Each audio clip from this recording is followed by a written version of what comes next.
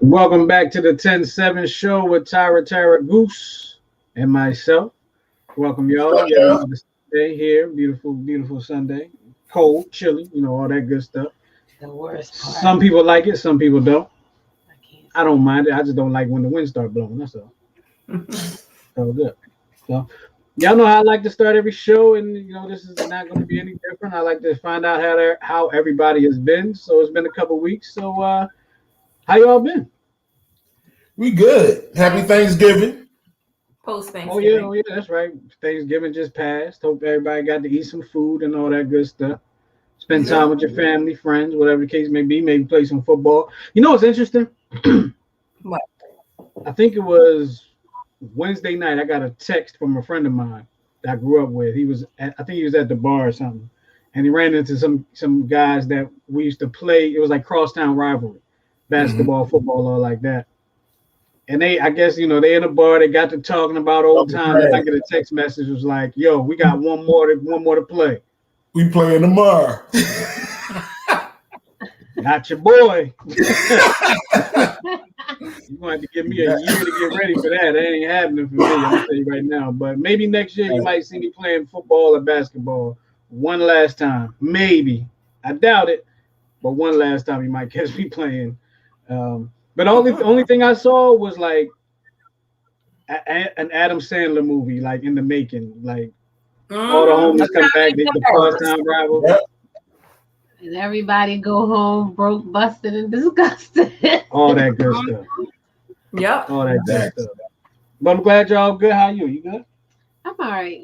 I'm not one who likes the cold, so this cold weather is just like let's pack up and go to Florida. Don't go to Florida. Oh no, not there.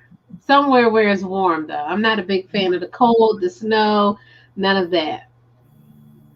I'm not a big fan of it either, but it doesn't bother me as much. Only time it bothers me is when the wind blows. So like was yesterday, the wind was blowing a whole lot, or 2 days ago. Friday was terrible with that wind. Yeah, that I can't do that. That the wind is what kills me. Right now, I can go out. I went outside in my shorts and t-shirt. Not that I would be out there for a long time, but I went out there just to drop some stuff out. Looked around the neighborhood for a bit and went back in the house. I was good. The leaves start changing. The wind that kill it. It's the wind. Oh, the wind. But here we are. It's time for everyone's favorite part of the show, or at least like Tara. Matter of fact, I messed that up. So y'all know what it is. Favorite part of the show. What is it? This segment brought to you by Therapeutic Billing, and Therapeutic Billing is what, Tara? There you go.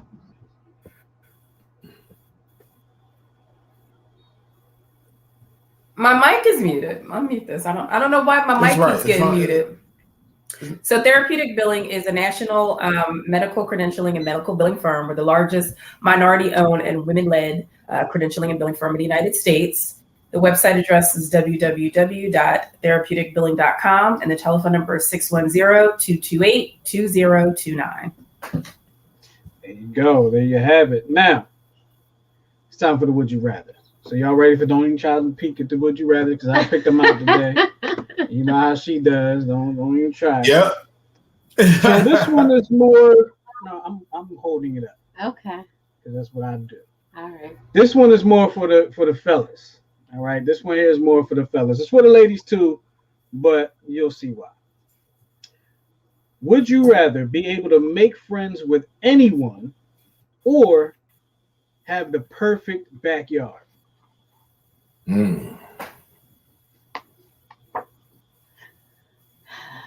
That's a little tough. Well, I'm going to go with the perfect backyard because I already feel as though I can make friends with anyone. What you think? I'm gonna go with the perfect backyard because I already know I can't make friends with everyone. I'm gonna say perfect backyard as well. Damn, this is 4 for 4. All I'm gonna say perfect backyard as well because I'm on record as saying I don't need any more new friends. There you go. So this pandemic has truly revealed how introverted I really am. So yeah, I'm good. I'll take a perfect backyard. Mm-hmm.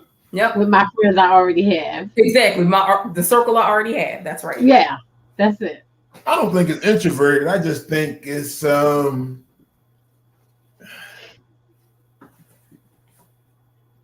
you're less able to put up with nonsense. And the more people, the more nonsense. So it's not necessarily the people, it's just the dumb stuff that they may bring. Mm-hmm. Mm-hmm. Yeah. Yeah, that too. Maybe, I don't know, but it's like I've been enjoying the solitude over the quantity. Yes, I have. Mm-hmm. I'm gonna just call a spade a spade. I don't like people. Whenever they bring the dumb stuff or not, I'm like, you know what? I don't feel like looking at you. The older I get, the less I'm like, you know what? I'm just gonna have more pets. I don't need people. But see, people say they don't like people, but you can't get nothing done without people. I know. That's why I tolerate them. It's not that. Yeah. I think it's what Goose said. It's not that I don't like people. It's right. It's the nonsense that come with certain individuals that I just can't stomach. I like. Here we go. Let me change it. I like all the people I know. It's the people I don't know. I have problems. But dig this. Also, by saying you don't like people and acting on that, I mean, not like bad behavior. You dig what I'm saying? But just not being approachable and things like that. You could be blocking your blessings. You don't know. Exactly. That's true. That's true. I know. I'm pretty sure I blocked some of mine. I tried. You know, I really have put myself out there and, try. But, like I said, it's not that I don't like people, but I'm just cool with where I am, Yeah. I'm cool with that. I mean, where I'm at is I'm cool with you till I have a reason not to be. That's exactly. That's where I'm at. No, y'all don't like people. I didn't say that. I don't like people I don't know. I'm put it. It is what it is. Stranger danger. Stranger. I'm more so I don't like you until I have a reason to like you. I'm on the other side. I'm the opposite. I'll respect you. I'll respect you, but I ain't got to be cool with you. Yeah. All right. What's the next one? Stop trying to peek. Oh, what'd you come on? The next one. This one is kind of more so for me because I really don't know. He said for me.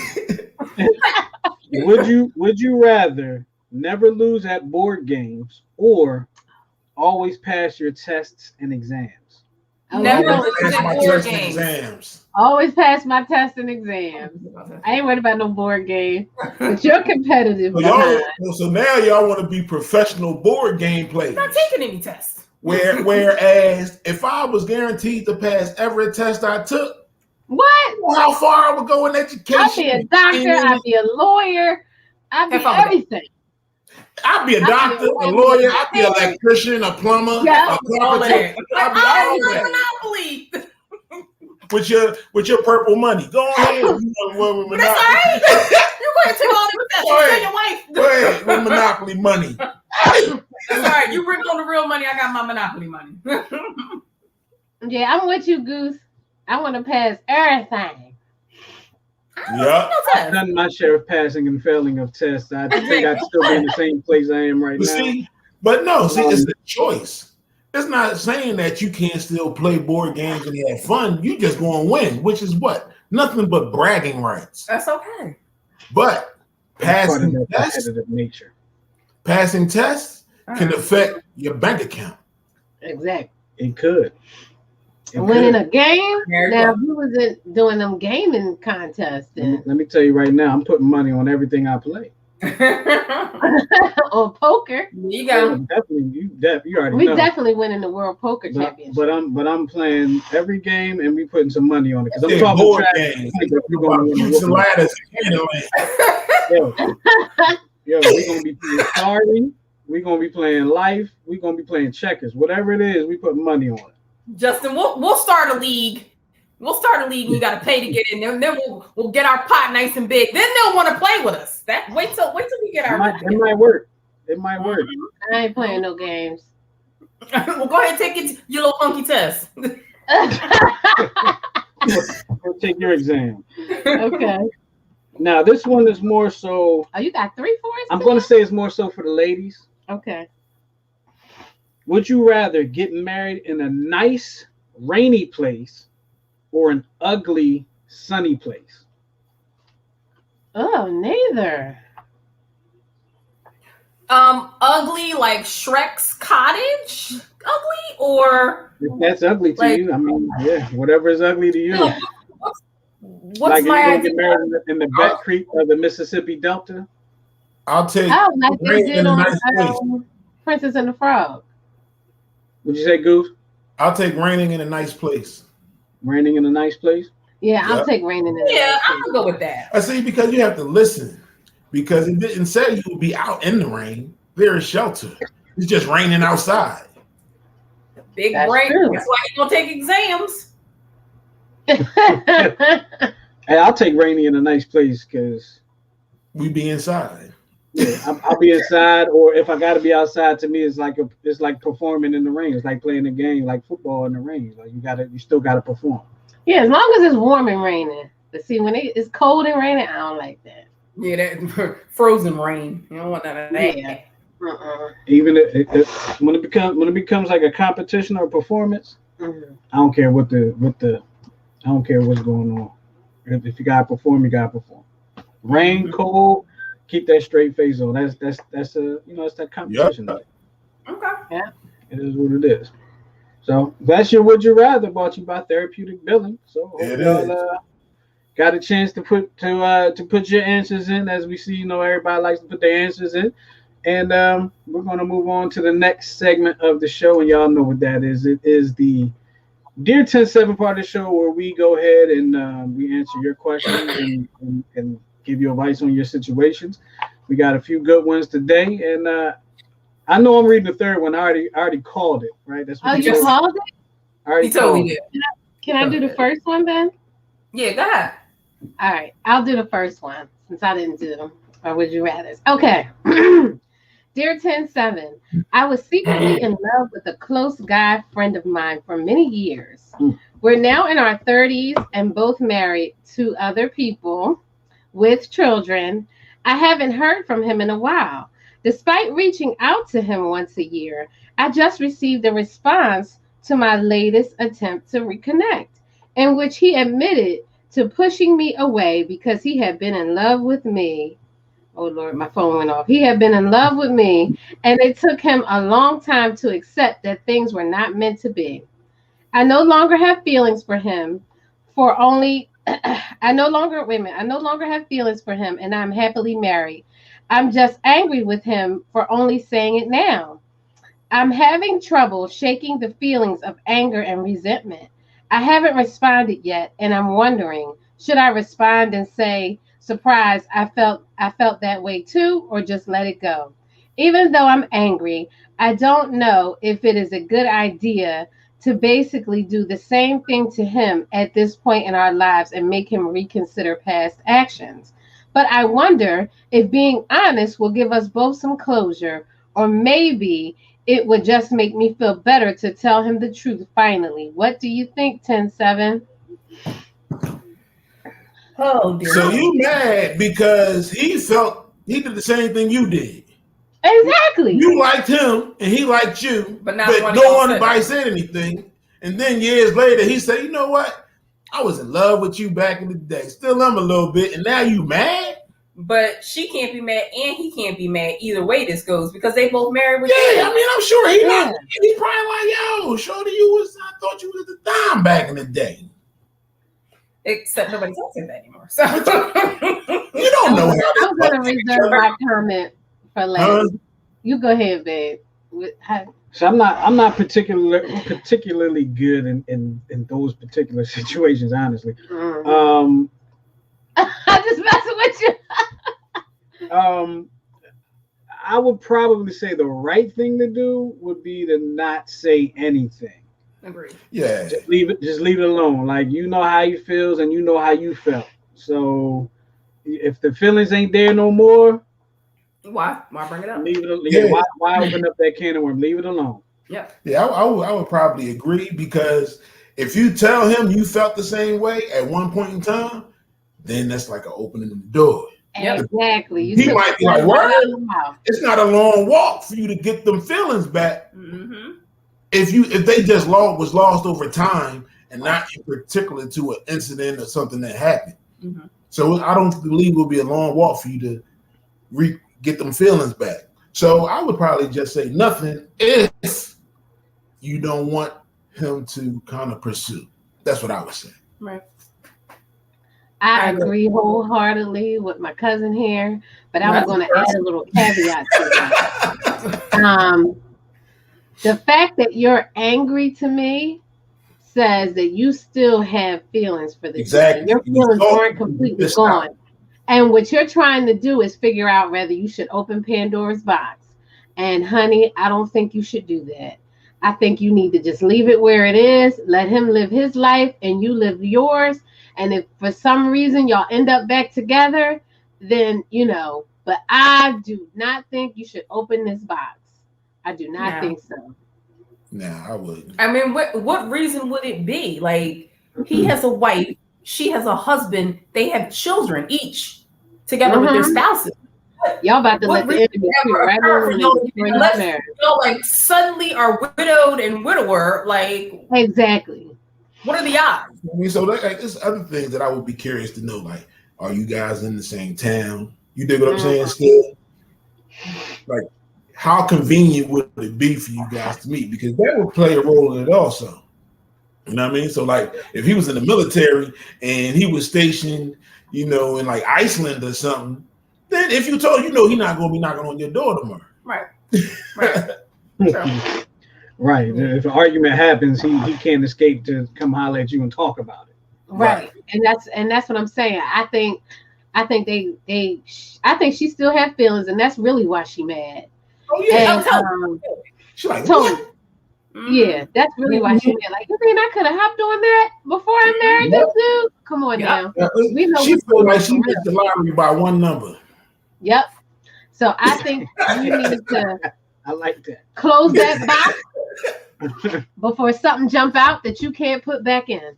Mm-hmm. Yeah, exactly. Yep. All right, Justin, what you think?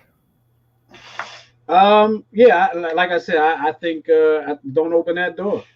I agree with everything y'all said. That the reason you're mad is because you have some underlying feelings. Mm-hmm. You might have some curiosities, but leave it alone. Don't you know what you know, and he don't need to know what you know. Leave it alone. Yep. Right. Yep. Totally. Because you got to think about what would be the purpose of telling him this information. What would be your goal? Exactly. What reaction would you be looking for? You dig what I'm saying? Exactly. So all those things you have to take into consideration. And are you prepared to hear his answer? Exactly. Yeah. And then are you prepared to live your life with that answer in the back of your mind? You said you were secretly in love with him. Yeah. Don't tell him, because then who I would feel sorry for is your husband. Yeah. Because if you know you got somebody on the back burner waiting, you're going to treat him like that. Yeah. Exactly. That's what I said. He can do nothing right. They're like, who ties their shoes like that? I hate the way you choose. I got a man on the back burner who tie his shoes the right way. Right. Okay, and don't scrape his feet on the floor. What? I'm telling you. My husband is Look, insane. I'm joking. All right, babe. When you buy a pair of sneakers, what you get? You start walking on the back of your other ones. Yeah, they become slippers. Yeah. That's true. That's true. Good. That's all I'm saying. Mm-hmm. That's good. That's good. Yeah, I don't even think you should respond to the message. Matter of fact, let it go. Delete it. Block him. Get away. Yeah. This is a red flag, honey. Red flag. All right, you ready for the next one, guys? Yeah. Yep. All right. Dear 10-7, I met my husband at the end of 2011. We married in 2014, but separated 6 months later due to infidelity on my part. After some time apart, I realized how stupid I'd been. We both realized we loved each other and wanted to fix things. And the past year has been mostly glorious. We've been working hard on our marriage and I'm happy. The problem is his family. Although they're never blatantly rude to me, they're never any more than civil. I'm sorry, I can't read, y'all. I completely understand their need to punish me a little. I did very much hurt their son and brother after all, but I also feel that clinging to the past doesn't help anything. And it really bothers my husband to feel he must continually defend his decision to take me back. We've got a big family gathering coming up, probably Christmas.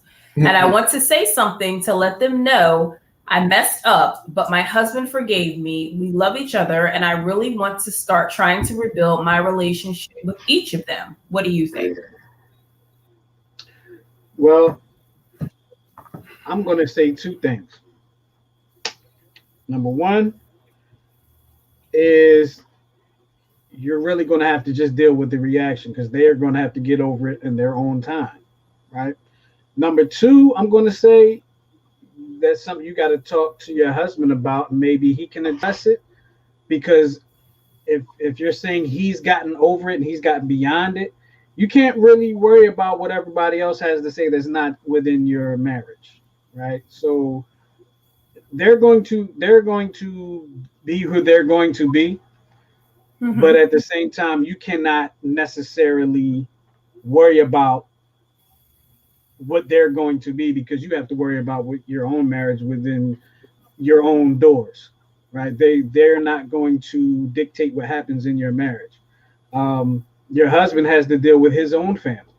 I know you're not going to feel comfortable with some of these gatherings, but you slept in that bed, right? You slept in that bed. Now you got to make it up. Okay, and I'll leave it at that, and I'll let y'all have it. And see, that's where I'm at with it. So, in what situations does the perpetrator normally pick their punishment, and how long it is? Right.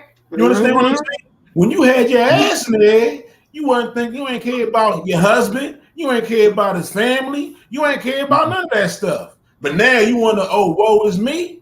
Yeah. No. You lucky, be happy he took you back. How about that? Yeah. And I'm not saying that you got to be treated like trash, right? But you don't have to go. Right. There's that. I always say how funny it is that I'll just say the murderer always wants mercy, right? After they commit the crime. And I agree with Goose wholeheartedly. You made that bed. But I do agree that it is your husband's responsibility to talk to his family and say, listen, I've forgiven her, and we've moved past it. And if y'all, if y'all haven't moved past it, then that's, it is what it is, but don't treat her disrespectfully. But she didn't say they treated her disrespectfully. Oh, well, that's just her own guilt. No, if so what she say? Right on the other side of the cord. She said she said they're more than civil.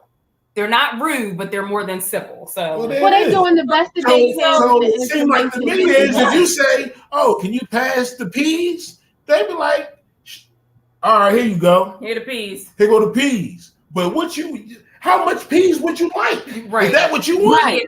They're probably right. And you better be lucky you still invited. That's what I'm saying. You better be lucky you still invited. And this is the big thing. You can't tell other people how to feel. Exactly. Right.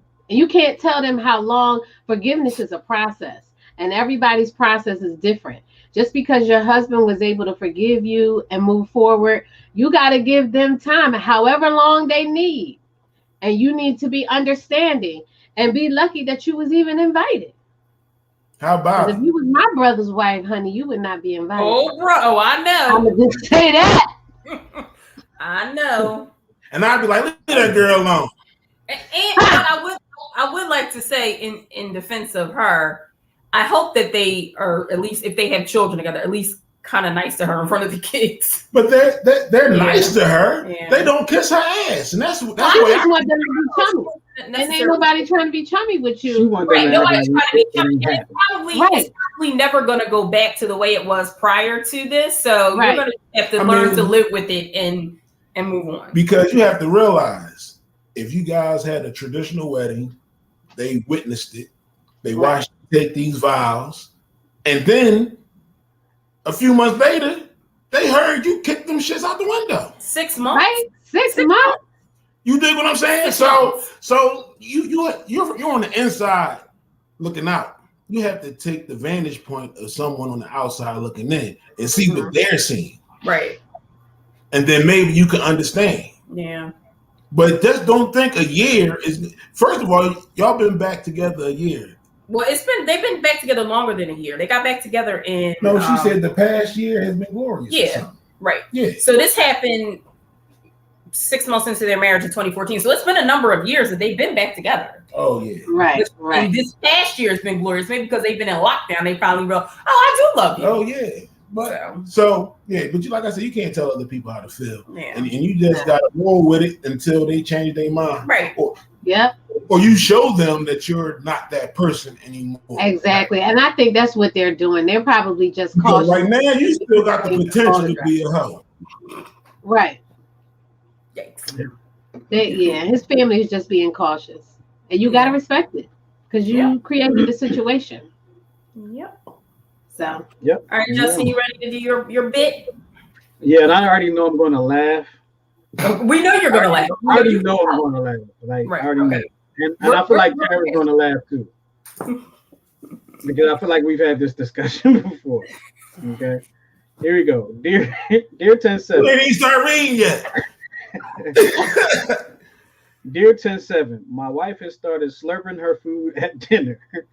What? I think it started after we returned from a vacation 3 months ago. I'm convinced she didn't do it before then, because we have taken a couple of vacations recently where it would have been noticeable because of the quiet, intimate places in which we dined. Because of COVID quarantine, I realized that the tensions can be heightened, and I have tried not to take too much of this. Did I read that right? And I've tried not to take much to make too much of this. There we go. Sorry.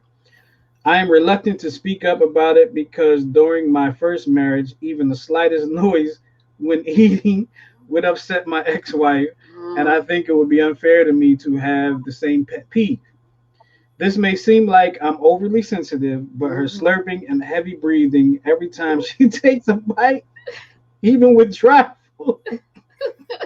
Hold it together. Even with dry food, is making dinner time uncomfortable for me. Dry food, like that's what I'm saying. How you slurp a salad? Right? How you slurp a potato chip? Like you can't dice.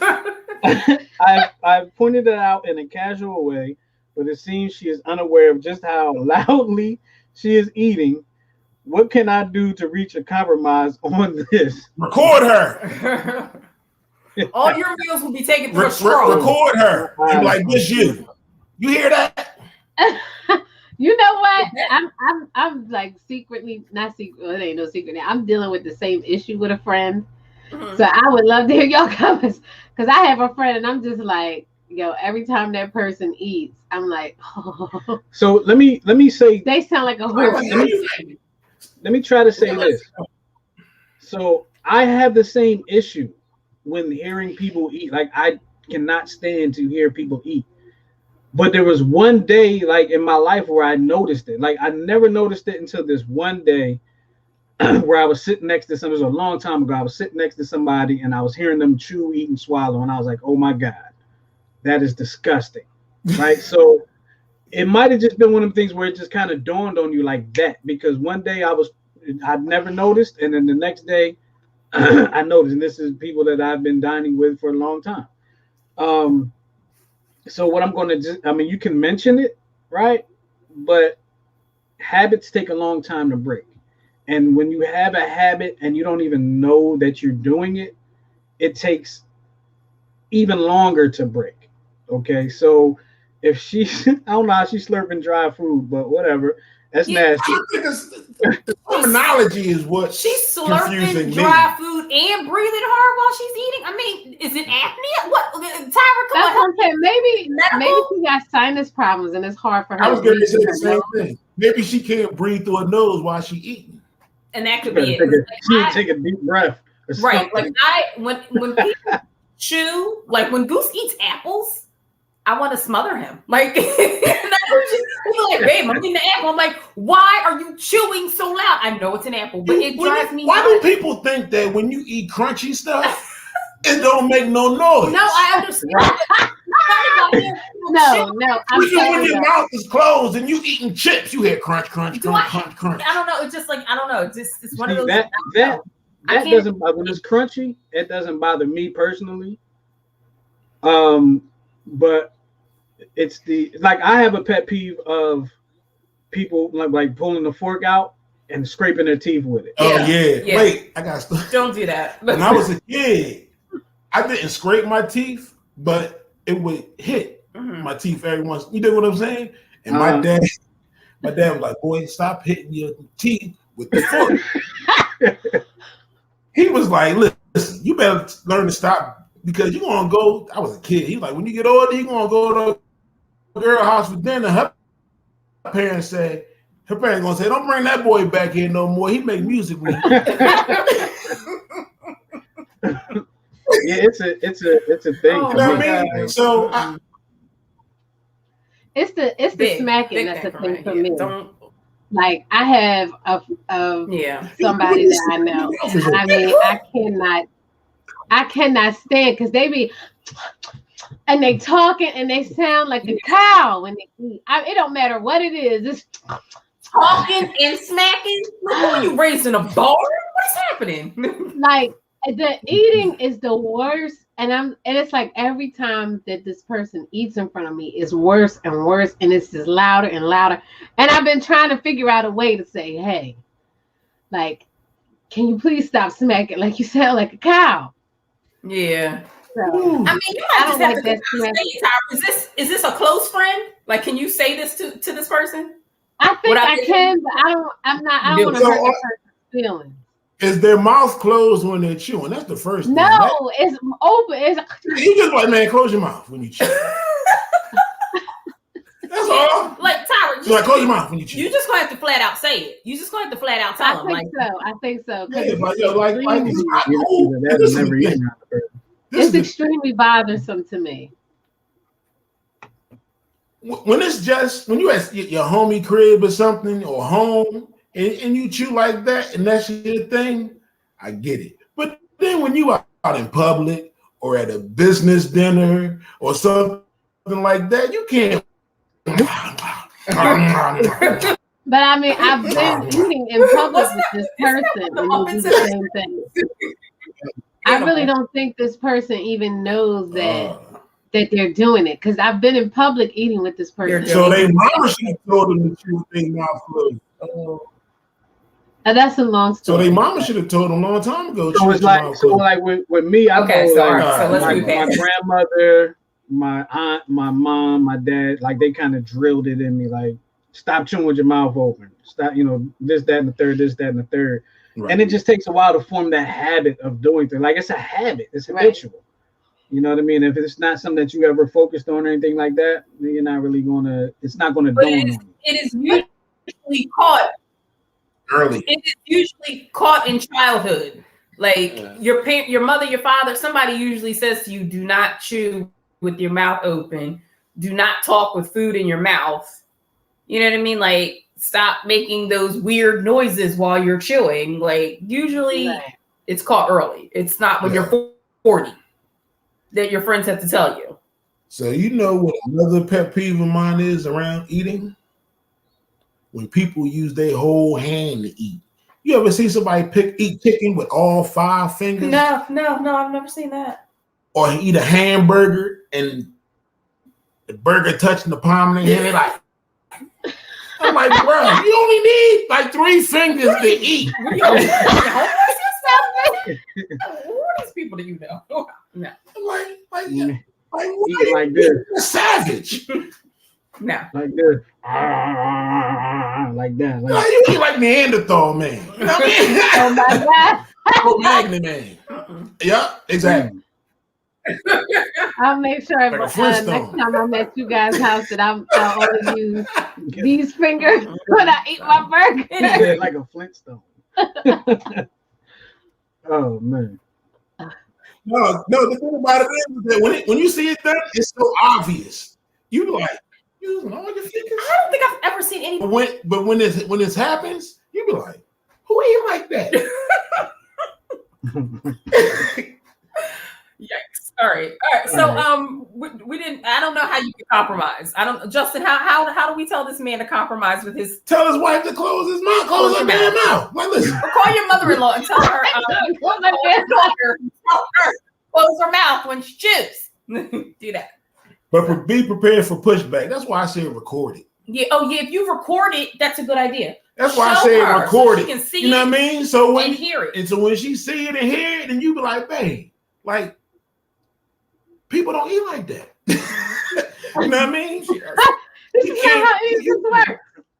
It might limit the pushback you get. But that's why you gotta come with evidence, because evidence helps you with the pushback. Yeah. Maybe I'll take that advice and I'll record the person that I know. But what if they be like, I don't see nothing wrong with it? There you go, Hey, this is what you do. Find a YouTube video of somebody eating like them and send it to them. And like, this is crazy, ain't it? And see what they say. But you know, those YouTube people, there are people that record themselves smacking. Oh, yeah. Like the chick with the crabs.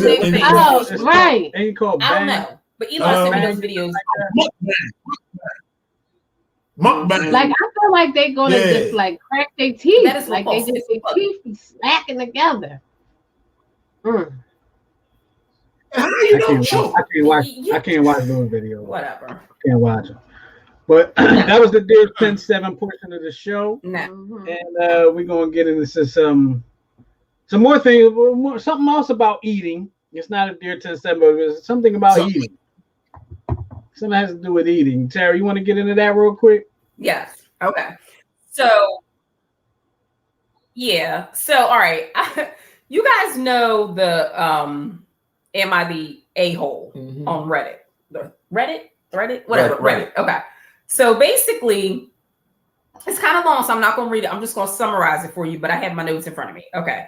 So it says Thanksgiving is supposed to be time spent with loved ones, blah, blah, blah. So this guy writes into Reddit to find out if he's the asshole. Okay. So he explained that his fiance and he had been in a long distance relationship. They finally come together. They've gotten engaged. And this was going to be her first Thanksgiving spent with his family. So the problem came about when the fiance told him that she was willing to go to Thanksgiving dinner to meet his family, but she wanted to bring her own cooked food with her. Okay. You know, stay home. And of course, the response left him confused because he was like, okay, you're not vegan and you're not allergic to anything, and you've never had my mother's cooking. So why do you feel the need to bring your own fully cooked Thanksgiving meal to my parents' home? Now, this is the other thing. She was not bringing enough food to share with everyone. Oh, she was bringing that. She was bringing food fully cooked for herself and herself alone. What's the reverse of to go? That's what she was doing. So he was angry, of course, and he called his fiance disrespectful. She's never even met his mother. Okay. So he told her she could not bring her own food, and she insisted, and that if she couldn't bring her own food, then she was going to stay home. So she started crying. She got emotional. She accused him of being controlling, blah, blah, blah. Anyway, long story half long, he leaves her home. He drives to the parents' house hours away and leaves her home. And as he leaves, she's calling and she's texting him. Why would you leave me? try to make him feel guilty, calling him a selfish jerk. So long story half long, he wants to know, is he the absolutely wants to know if he's the a-hole because he left. Like, I'm not gonna let you come to my mom's house and totally disrespect her. So if that's her initial plan, okay, why? If you can convince me that you got a good reason why, we want a traditional like turkey stuffing, grape. She didn't want any of that food. All right. So why don't we do this? Why don't we go to the market and you can prepare what you want, but enough for everybody to partake? Exactly. And then you don't have to have the turkey and the stuff. But then if I say you're not taking a plate of food to my mom, do not call me when I leave. Yep. So that's it. Yeah, I don't think he's the a-hole. I don't think he's being selfish. I think she's being selfish. Like, this is your first time meeting your possible mother-in-law, and I'm saying possible because I think he needs to rethink marrying her. And that's just like, why would you even do that? Even if you don't feel like it, you know what I mean? You eat a little bit. And, you know, where's the Southern rules at? You go to the house and you eat what they got there. If you don't like it, you eat a little bit and get something on the way home. Like, I just think she was being over the top. And if this is any indication of what their marriage is going to be like, bruh, get your ring back and run for the hills.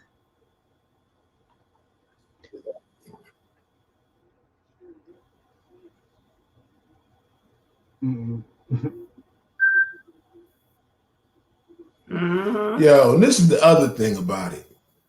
It's one day. You dig what I'm saying? And it may not even be one day. It's a few hours. You could have prepared the meal that you wanted at home, like a lot of people do that go eat other places. You know, because I know when we was going on a little something, so we had food at home. So you could have done that, and you could have taken in that before you went to the mother-in-law's or when you returned. But it was no reason for you to be tripping. Yeah. And then on top of that, to try to flip the script. She's not wanting to take the This is where I think that this relationship, he really need to look at it. Because then she tried to flip the script. She's a flipper and try to blame it on him and call him selfish. Like, to me, I think that's the beginnings of a narcissist. Because she she did something totally outlandish and then tried to flip it and blame you. Bruh, I would not marry her. What is it that she wanted to eat? I'm not curious. I don't know. There was like 19,000 comments. I couldn't read them all. Right. And she did this over food. You see what I'm saying? Yeah. That's why you got to really pay attention when people do dumb stuff over little things like this. She did that, blamed you, try to make you feel bad all over some food, bruh. And this is the woman that you want to spend the rest of your life with? No. Red flag. No, and then she called you after she said, well, if I can't take my food, I'm not going. And then when you go, where you go? Why'd you leave me? What you talking about? Because it's no compromise. Spaghetti. You sound crazy right now. Yeah. You acting crazy right now. Yeah, I think that was God trying to show you something. Run, bro. Run. Yeah, take that experience of that and compound it, because that's what's going to happen. Yeah. Throughout the relationship, there's going to be bigger and bigger things, and you're going to be in too deep. And she's going to blame you for everything. And me personally, I think the first red flag was where she wanted to bring just a plate for herself.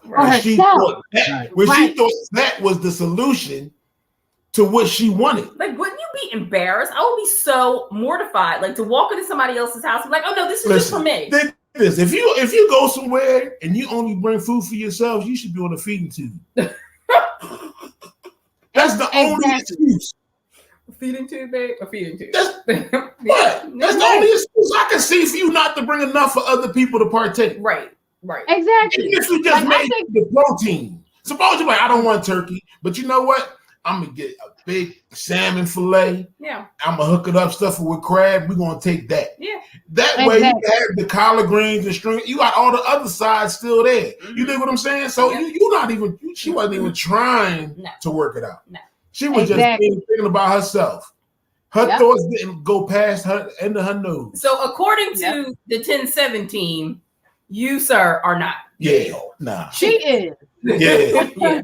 How can you call somebody else selfish when you literally made a plate for yourself and no one else? Right. You calling somebody else but you will call. That's why I said she's a flipper. That's why I said when you go through if you're engaged and you going through little things like this, you need to look at the big picture. Yeah. This to me is a huge, huge, huge red flag that she's going to do selfish things and try to flip the script the whole marriage. And bruh, she mess around, have you depressed, thinking it's something wrong with you, and it's her the whole time. Don't do it. Sorry, I was cold. Yeah, but now it make you think. You know what I mean? So this is the first. Y'all are already engaged, and this is the first Thanksgiving that she spent it with your family. Meeting his family. Now, don't you think you wish you would have did a couple of Thanksgivings prior to that? Yeah, seriously. You need to sneak that ring off her finger while she sleep, bro. Yep. I don't care how good it is. I wouldn't even sneak it off. I'm like, yo, give me my John back. Give me my John back right here. She's like, no, you bought this for me. That's all right. Detective, you selfish for taking the ring that you bought back. But see, that's why you don't give rings on holidays and birthdays and stuff like that, because then it's a gift and you can't get it back. Yeah, says the man who proposed to me on my birthday. Oh yeah. I'm just saying. But he knew. But I'm just spreading information that I learned after I made my mistake. That wasn't funny. No, but what I'm saying. Sorry, what I'm saying is real. Yeah, no, it's true. It's true. No, I gave Tyra her ring on like July 31st or something like that. Uh-huh. Yeah, it wasn't technically on her birthday either, so I still got to argue. Mm-hmm. Oh, sure. No, it wasn't on her birthday. It wasn't close to her birthday. It's closer to my birthday, actually. It was. Yep. It was actually closer to my birthday. Yeah, because it was at her birthday party. No, I'm talking about him. Oh. He said it was like July 10th. Oh, yeah. July 31st. Oh, July 31st. It was the end of July. I don't know if it was 31st. End of July. Oh, okay. It wasn't even in the same state. So I made sure I did it. I did it as far away as possible from anything that can connect that ring to not being part of our love. Like I feel like I saw like pictures or a video or something of it. There is a video and pictures. I know I saw something. So. Yeah, there's a little bit of all of that. I don't know where it is now, but I'm sure I could put my hands on it if I really wanted to. In the Google Cloud. Something. Mm-hmm. Somebody else's computer, aka Google. I've had like 3 computers since we've been together, so who knows what computer it's on. Oh. Tell us about this 80/80 thing.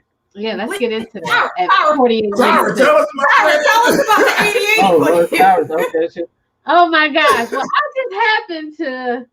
Oh Lord, hold on, y'all. I'm so not prepared. Okay. I have it in front of me. Do you want me to read it? Because I have it in front of me. No, I got it. Okay, so 80/80 is a marriage concept, and as you know, we're 2 married couples, and this show is supposed to be relationship based, even though we get off topic. So it was a marriage concept that I watched a clip about, and I thought it would be good for us to discuss. Probably me and Goose gonna argue. I'm gonna just put that out there right now. But that's what we do, right? That's what makes the show interesting. Exactly. So there was a book written by a husband and wife team. They're both successful in their careers. One is consulting for high-powered companies around the world. Their work as mindfulness and leadership experts, however, often fell to the wayside when they came home in the evening. So only to end up fighting about fairness in their marriage. They believed in a model where each partner contributed equally and fairness ruled. But in reality, they were finding that balance near impossible to achieve. And this happens in a lot of marriages in the beginning. You know, one person feels like they're doing more than the other or something like that. So from this frustration, they developed the idea of what's called an 80/80 marriage. a new model for balancing career, family, and love. The 80-80 marriage pushes couples beyond the limited idea of fairness toward a new model grounded on radical generosity and shared success. One calls for each partner to contribute 80% to build the strongest possible relationship. Drawing from more than 100 interviews with couples from all walks of life, stories from businesses and pop culture, scientific studies, ancient philosophies, and insights, this husband and wife team pinpointed exactly what's not working in their modern marriage. Their 80-80 model of marriage provides practical, powerful solutions to transform your relationship and open space for greater love and connection. So, Tara, go ahead, and Tara did a little bit more digging into this because I was a little busy this week. So the questions in there, babe. Remember, they was like the arguing about picking up the kid from daycare. Well, so in the research that I did, yeah, that's what it was. Like one of the things that came up was like they were basically keeping score. Like this week, I picked up the kids. What did you do? That kind of thing. Mm-hmm. So like every time they would do something, it was almost like they were ticking boxes off, and I was like, well, one, to me, this husband and wife team that wrote this, it reminds me of a cult. Like, I'm really not trying to be smart. I promise. I'm not trying to be smart. It's just like the whole philosophy and like now people are like getting on board with this. It reminded me of like bits and pieces of different cults that I've heard about and read about. Because I mean, listen, I've only been married one time to one person. And so we've never been like that. It's never been, I did the dishes, that's 10 points. I picked up the kids from school, that's 10 points. I made dinner 3 days a week. Like in our marriage, if something needs to be done, you just do it. Right. Mm-hmm. I mean, we've never kept score. So let me say this. So they want you to give 80% in the marriage constantly. Uh-huh. You know how difficult it is to give 80% of anything constantly? Right. I agree. So if in the marriage concept, if you are supposed to be a team, right, then together you guys should be functioning at 100%. Right. So with the team functioning at 100%, sometimes one person's functioning at 40%, another person is functioning at 60%. But it doesn't matter because you're a team. Right. You dig what I'm saying? So and if sometimes one person is functioning at 5% and the other person is functioning at 95%. You know why? Because sometimes it just ain't your day. Right. And that's the whole thing. Right. Like with any relationship, and especially in your marriage, there are ebbs and flows, right? So you're not always going to be, like he said, at your peak. And it's a lot of time, like I need him more than ever. Like, and he doesn't question it. He may not want to do it, but he does it. Like, and vice versa. Like, I don't think, and I know a lot of these self-help things have been around for years, but I don't particularly buy into other people like, oh, we found the secret to the perfect marriage. I can't get behind it, especially like reading about these two and then the picture. It just looks very staged and very like cultish almost. See, so when Tara was doing her research, she didn't put it in the notes, but she was reading a couple of blurbs, and it was like, and it was questions. You know what I mean? It was like, if you and your spouse, you know, or have arguments about who picked the kid up, who did the dishes. So a lot of the examples that they were using historically are gender role specific. You did what I'm saying? That's what I got from it. And that's what I was wondering. You did what I'm saying? Was it the wife that was doing a bunch of stuff and the husband not? And she's like, yo, dog. What's really good? You dig what I'm saying? So I think that if your marriage is in that traditional gender role thing, I mean, because some dudes just can't cook. Right. So their wives cook for them all the time. You dig what I'm saying? But He can cook. They pick up the slack other places. Right. Like Justin cuts the grass. Right. Stuff like you dig what I'm saying? Right. So I think, and also I think that this 80-80 thing quantitative. You dig what I'm saying? Instead of the quality of the situation. It's quantitative. Yeah. Yeah, quantitative. Right. Right. And that's what I didn't understand, Tyra. I mean, I don't understand, like, who's keeping track? Like, I'm not. No, it's petty. And they sound petty because it's petty people that keep track of everything. I don't think it's that they're keeping track, but I think it's that one person probably like, wait a minute. I'm always doing this. Like, I'm always doing this. I don't think it's that they're keeping track. I'm just going to save face. You know, I got to be the. I don't think it's that they're keeping track, but it's like when you realize, like, it's like being in a group project, and then all of a sudden you realize I'm the lead. I got to do all the talking. I did all the graphs. I did this, and everybody else in the group is just sitting around not doing nothing. So I don't think it was that they was keeping score. It was maybe she was like, hold on, wait a minute. You mean to tell me every Sunday I'm washing, drying, and folding, and you watching football? Like, come on. I get your analogy about the group project, but the thing about a group project is it's a group project, regardless of what happens or who participates. We all gonna get the same grade. So if I want an A, then I'm going to put the work in to get an A. I'll carry my whole team. You know why? Because a group project is not infinite like a marriage is supposed to be.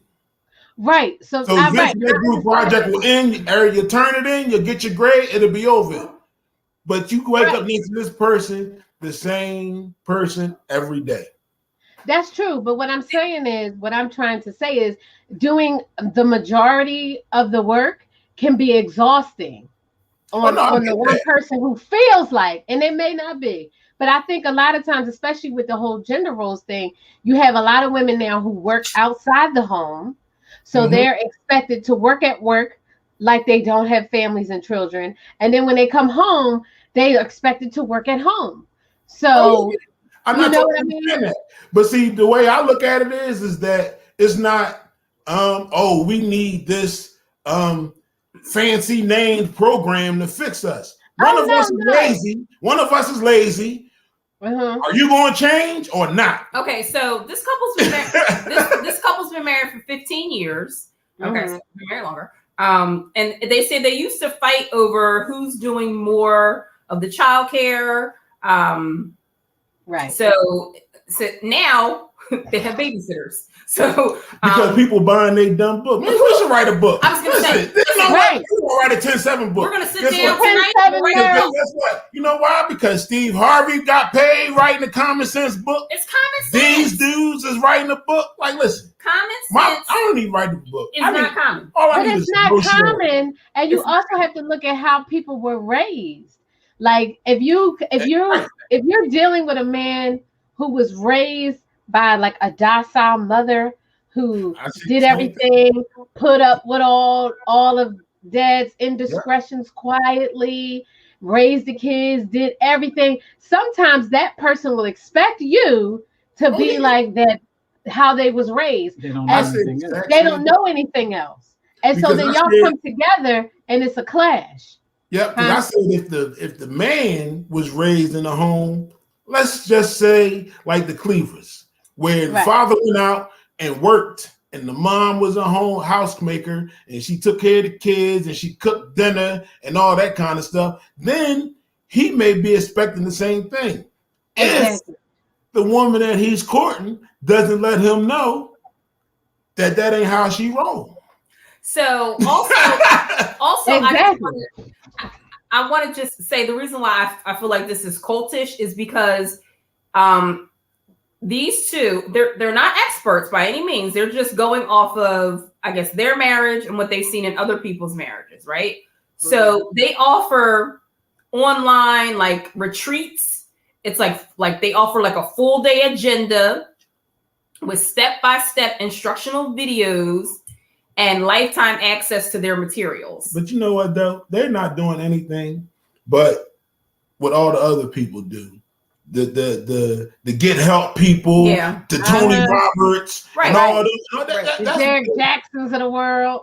Yeah, exactly. You dig what I'm saying? They put something out there. They find a problem, and they put a possible solution out there, and they see who they think they could hook with.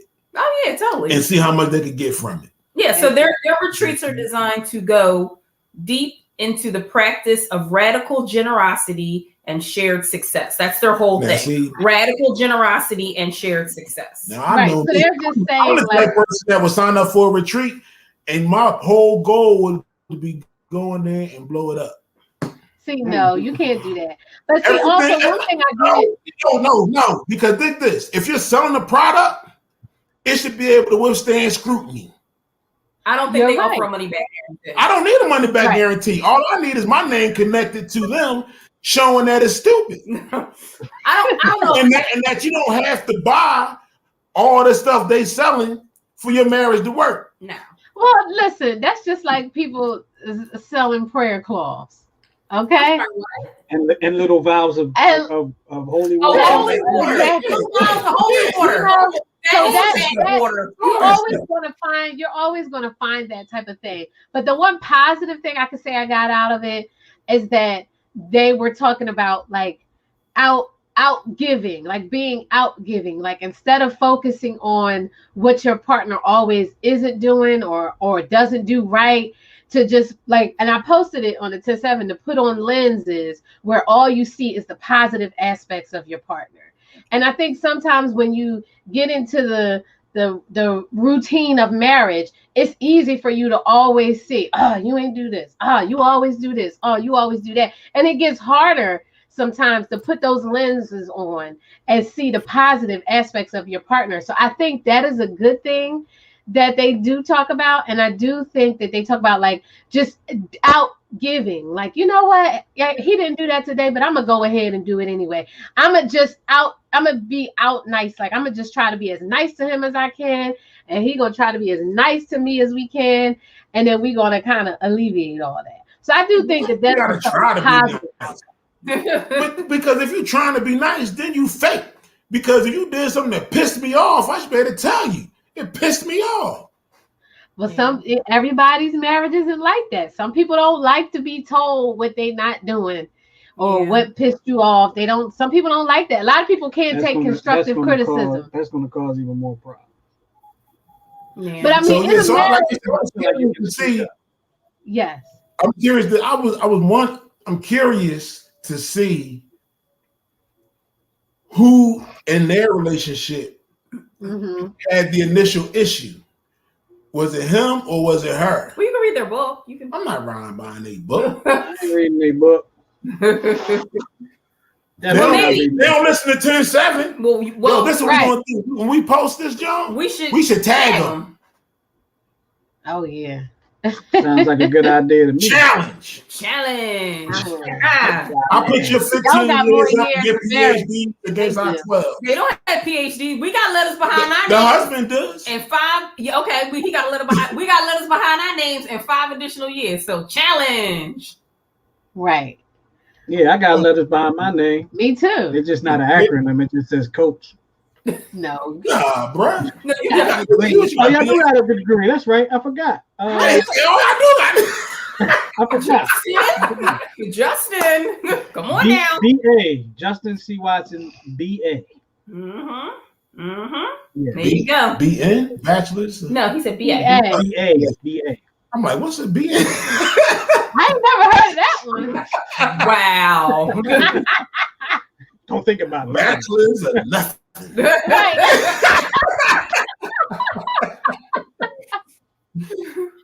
I was going to say something, but I don't want to offend anybody. I don't want to offend anybody out there, but I'll say it after the show. Yeah. And I'll offend people behind their back. But I'm curious. I'd like to know. Is it time for y'all have y'all final twist? Happy ending? I have my final twist. I have my happy ending. I have a final twist. I would say before you get married, discuss everything. Nothing should be off the table. Nothing. Absolutely everything should be discussed. And don't go in it with expectations. Don't go in expecting your mate to act like somebody else's mate that you know. fully build a friendship and talk about everything. That's my final. Yeah. Mine is marry somebody who allows you to be you. Yep. That too.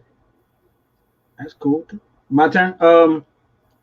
Don't act like what you do does not matter. I'm sorry, let me go back. Live your life as if what you do matters, because it does. Mm-hmm. That's good. Mine's is, and you guys may have heard this before, when one door closes, another opens. Or you can open the closed door because that's how doors work. If you want, yeah. Some doors you don't want to be open though. Right. Well, with all that being said, we're going to get up out of here. We appreciate y'all for checking us out for another episode of 10-7. Make sure you like us and share us and all that good stuff. Go to the YouTube channel and like the New Twist Radio YouTube page. That's where you can catch all of the 10-7 episodes, as well as any other show that we have here on New Twist Radio. So for Tara, Goose, and myself, once again, thank you for listening. We're going to get up out of here. We appreciate y'all. We love y'all for loving us. And I think that's all I got to say about that. We out of here. All right, y'all. Peace.